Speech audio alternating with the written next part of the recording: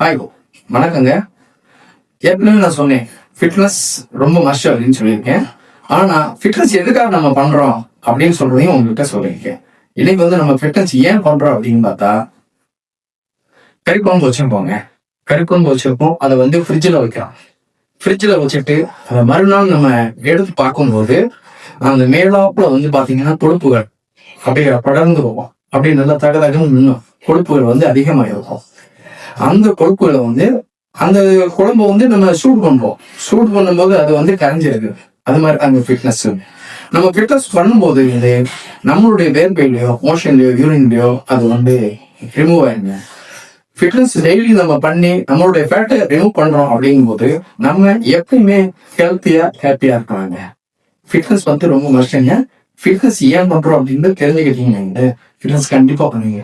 அவங்களுக்கு பிடிச்ச ஸ்டெப், அதாவது ஃபிட்னஸ், வாக்கிங், ஜாக்கிங், யோகா எதுனாலும் செய்யுங்க. 1 மணி நேரம் நம்ம உடம்ப நம்ம கவனிச்சுட்டாங்க ஆகணும். நம்ம கவனிச்சுக்கிட்டோம் அப்படிங்கிற நம்ம கரெக்டா இருக்குங்க. மீதி 23 மணி நேரம் நம்ம உடம்பு நம்மளா பார்த்துக்கணுங்க. ஓகே, நீங்க ஃபிட்னஸ் எதுக்காக, ஃபிட்னஸ் எப்படி பண்ணணும் அப்படின்றத நம்ம அடுத்த வீடியோல பார்க்கணும்.